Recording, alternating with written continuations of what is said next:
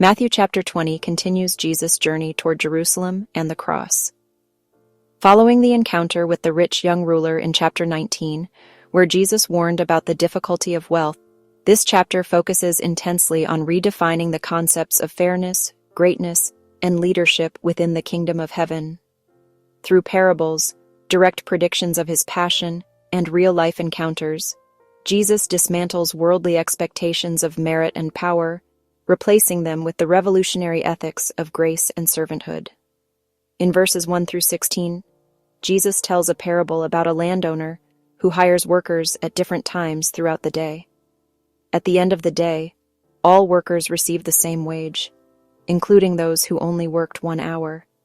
The early workers complain, but the landowner reminds them he is being fair and generous.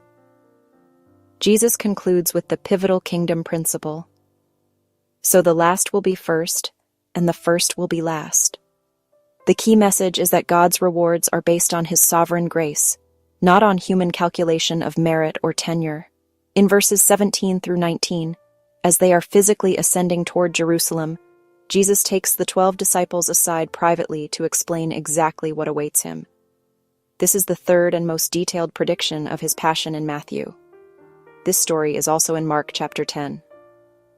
Jesus explicitly states that the Son of Man will be betrayed to the chief priests and teachers of the law. He details the process. They will condemn him to death and hand him over to the Gentiles to be mocked, flogged, and crucified. Yet he ends with the definitive promise that on the third day, he will be raised to life. The key message is that Jesus is going to the cross willingly and knowingly. It is the fulfillment of his mission. In verses 20 through 28, the mother of James and John asks Jesus to give her sons seats of honor in his kingdom. Jesus replies, "You don't know what you are asking." He asks if they can drink the cup of suffering he is about to drink. The other disciples become angry, but Jesus teaches them. Greatness in the kingdom means being a servant. The Son of Man did not come to be served, but to serve and to give his life as a ransom for many. This story is also in Mark chapter 10. The key message is that in the kingdom of God, the first shall be last, and the last shall be first. In verses 29 through 34, the chapter concludes with a practical demonstration of Jesus' servant heart. As a large crowd follows Jesus out of Jericho, 2 blind men sitting by the roadside hear that he is passing by. They begin shouting, "Lord, Son of David, have mercy on us." This story is also in Mark chapter 10.